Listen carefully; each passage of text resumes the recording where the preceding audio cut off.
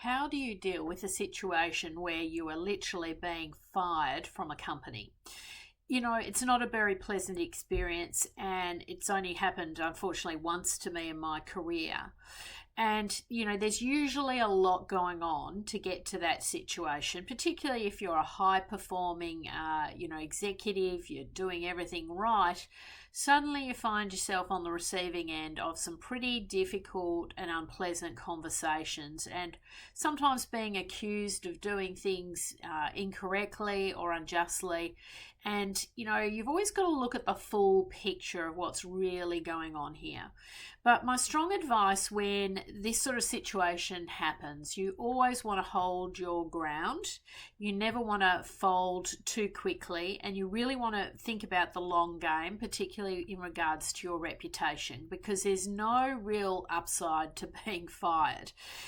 We really want to try and manage that as carefully as possible. Now, that might mean you've got to engage legal support and maybe the right employment lawyers to help negotiate the very best possible outcome and exit. Assuming you can sort that side of things out, sometimes you can get things onto pretty good terms, and it can be, cloaked under the guidance of, it's a mutual decision to part ways. That can be an okay scenario for most executives. And, the reality is not everyone will click with certain people. There can be personality conflicts in the workplace. There can be, issues. Even when you're doing everything correctly, you can be undermined by other colleagues. There's a whole lot of politics that can happen these days around executive moves. So it's a lot more common these days to come up against at least one difficult scenario in your corporate life where you're being sort of asked to exit a business. Maybe you've had a fallout with a boss or a colleague. Maybe you've even had an argument. There's always sort of two sides to the story, and I appreciate that, but there will always be these scenarios where at some point in a successful corporate career you're going to come across a scenario that is not particularly fair, not really a true reflection of what's going on, but there's a decision made to exit between the parties.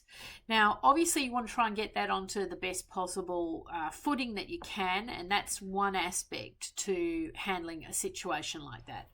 The most important thing, though, going forward is taking a little bit of time out to do some self-reflection, to really be honest with yourself as to how this has come about. Take not everything, to heart, not let yourself get down and not lose your self-confidence, but you still do need to go through a process of review as to what has happened and what you could have done better or differently in the future if you want to evolve as a business executive. The second thing you want to do is you want to very carefully manage your message to market. And a big mistake that a lot of people make when this sort of situation has happened is they tell too many people their side of the story. They try and tell everyone what happened, try to justify, try to explain, try to defend, try to put your spin on things. That is a huge mistake in my opinion.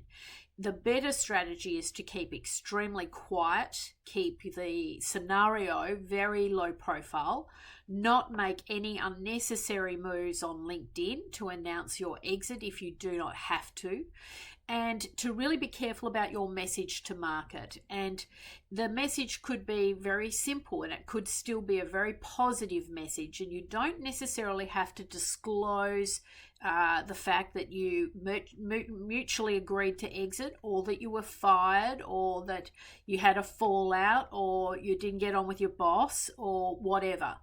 You don't need to disclose these things, and you've got to be extremely careful that you take to market a very simple, very honest, very positive message. And that message is then shared with everybody that you encounter. So whether it be corporate headhunters, ex-colleagues, future colleagues. You want to keep the message really simple and really tight and on a needs to know basis only. So, if I had been terminated from an organisation, and let's say we've reached some sort of a mutual agreement, my message to market would still be focused on the positive elements of that situation. So the positive elements might be, I had a great journey at a particular company, I achieved X, Y, and Z. I am looking for my next career move. I've decided to leave the organisation, etc., etc. So you want to keep it really simple, really positive, not get down into the nitty-gritty, not get down into the negativity of a situation. You always want to take the high ground as well. Remember that if there is a formal exit from the company, there's usually a two-way confidentiality agreement. Sometimes there can be a deed of release, and usually within that deed of release there will be terms that include things like no disparagement of either party. So there'll be a mutual non-disclosure agreement, there'll be a mutual not going to disparage each other, and there may even be an actual specific agreement on how references are going to be handled going forward. So you use that agreement to really guide you going forward, and so it would be inappropriate for you to speak about confidential elements of that agreement. It would be inappropriate for you to talk about a fallout between the parties. So usually you try and reach an agreement where there's some level of confidentiality around the exit, and that is the ideal outcome for you because you can really protect your reputation going forward.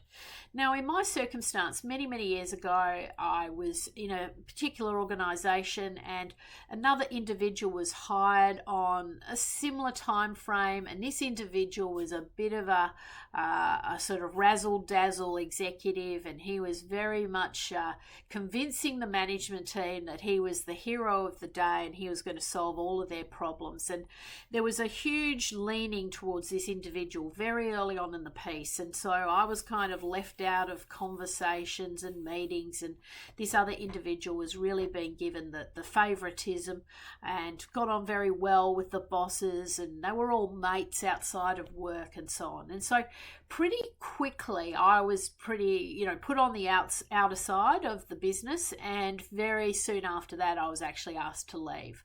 And if I was honest with myself and I reflect on my part of the equation to get to that point, the reality was I did not perform at my best.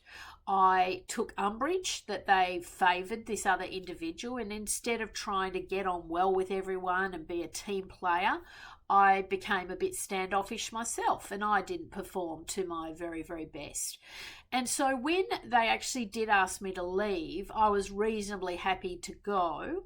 And, although it was a bit of a knock to my personal ego, I was happy to exit as well. Now, thankfully, it was during a probation period. So, there was no real, major issues. It wasn't really like being a terminated employee. It was just kind of a mutual parting of the ways. This is not working out for either party. As it turned out, I went and worked for a rival business to that organisation, and we would end up crossing paths a lot of times, and we all knew each other in the market. So it was very important reputation-wise that we all kept things as nice as possible. And, I've always made that, a key part of my career over the years. I always try and stay in touch with people, and even people who've been my enemies or who've caused me grief or heartache. I've tried to befriend them, or I've tried to keep at least the relationship on a positive level. Now, I know that's not always possible, and we're seeing a rise in these terminations, and we're seeing some constructive dismissals. We're seeing some really nasty situations where you can be caught out on the wrong side of the office politics. But my strong advice is always, stand your ground, where appropriate, get the right advice. Always try and get a good mutual release on the situation so that you're protecting your reputation, so you're not being fired for incorrect reasons, you're not being fired for wrongdoings that you didn't do wrong. You really want to protect your reputation. Never ever just walk away and think, oh, well, that doesn't matter. It does. You have to hold your ground and make sure you get the right possible outcome. Speak to top employment lawyers so that you can negotiate these things. These things are always negotiable. And you want to try and obviously, not go down a legal pathway where possible, but you do want to use the right legal tools to ensure you get the right outcome. And then at some point, always do your own personal soul searching. What could you have done differently? What lessons did you learn from that experience? How would you do things differently in the future? Always take even the most bitter and nasty of circumstances and turn it into a positive, and turn it into a learning for yourself going forward. Even if it means the learning is as simple as, I would never treat one of my employees that way. Take something from the experience and go forward positively in the market. And I'm sure it'll be a thing of the past. You'll bounce back. Good executives always, come back from a situation like this. And sometimes we just have to acknowledge that every now and again we get ourselves into the wrong environments and they're not quite right for either party. Let's be mature about it, but let's make sure we're protecting our reputation at all times.